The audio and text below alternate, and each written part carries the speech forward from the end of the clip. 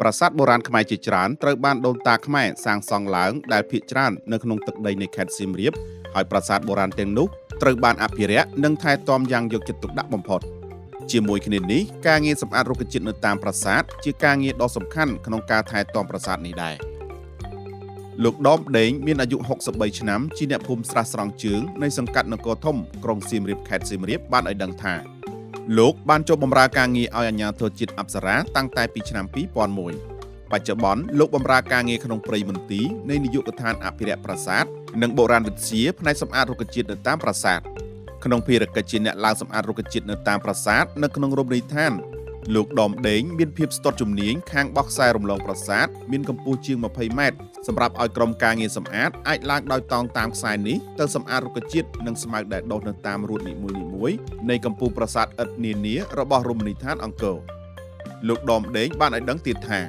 ខ្សែដែលប្រើក្នុងការឡើងសម្អាតរុក្ខជាតិនៅតាមប្រាសាទឥដ្ឋមាន5ប្រភេទគឺទី1ខ្សែសរសៃមីសួរដែលមានចងភ្ជាប់ដោយដុំសំណប្រើសម្រាប់បោះរំលងប្រាសាទទី2ខ្សែនីឡុងចងគោតូចទី3ខ្សែនីឡុងចងគោធំទី4ខ្សែពួរកន្ទុយកណ្ដុរតូចនិងទី5ខ្សែពួរកន្ទុយកណ្ដុរធំជាដំបូងលោកបោះខ្សែទី1រំលងប្រាសាទពីម្ខាងទៅម្ខាងបន្ទាប់មកភ្ជាប់ខ្សែទី1និងទី2រហូតដល់ទី5ដែលមានទំហំធំអាចឲ្យក្រុមការងារតោងឡើងតាមខ្សែពួរនោះបានដោយរលូននិងសុវត្ថិភាព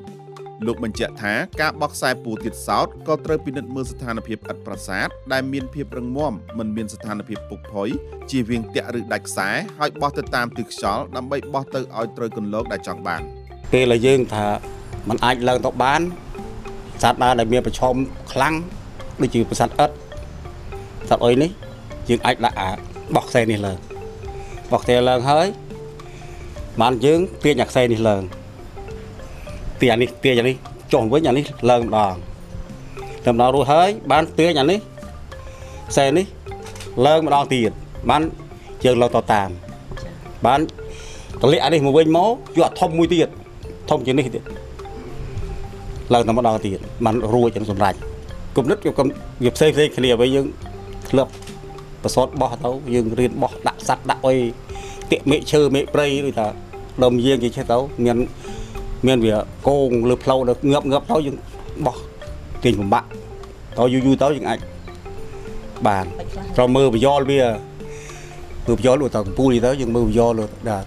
ចំមកដាក់បោះទៅវាបើខ្យល់ខ្លាំងมันអាចជាប់ដែរវាវាយខ្សែចេញមើលសិលភាពថាបើអត់ខ្យល់ស្រួលទេតែមួយបានឬមួយពីរដងទៅអីទៅបានបើថា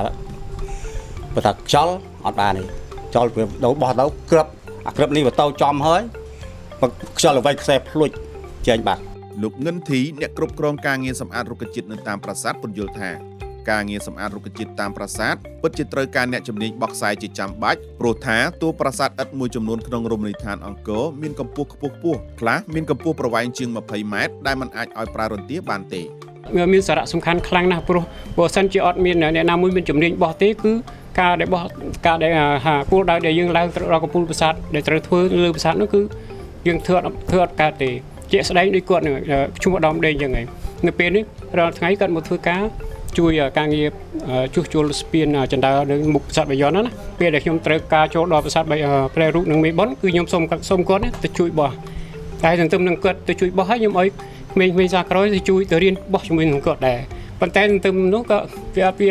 ត់សូវបានជោគជ័យដូចគាត់តែម្ដងពីរដងនឹងបានតែក្មេងៗ 4-5 ដងហើយអត់បានទៀតអញ្ចឹងមកថាសំខាន់ណាស់រឿងហ្នឹងណាលោកងិនធីបានបញ្ជាក់បន្ថែមទៀតថាប្រាសាទដែលត្រូវបោះខ្សែក្នុងពេលឡើងសម្អាតមានដូចជាប្រាសាទប្រែរូបប្រាសាទមេបុនខាងកើតប្រាសាទបាក់សីចាំក្រុងនិងប្រាសាទក្នុងតំបន់រលួសប្រាសាទឥដ្ឋដែលពិបាកបោះខ្សែដើម្បីឡើងទៅសម្អាតមានប្រាសាទប្រែរូបប្រាសាទមេបុនខាងកើតដោយសារតែកំពូលធ្វើពីឥដ្ឋមានភាពរលុះបាក់បែកពេលបោះទៅខ្សែអាចគៀបទៅតាមគន្លាតឥដ្ឋដែលនឹងអាចដាច់ខ្សែផងដែរ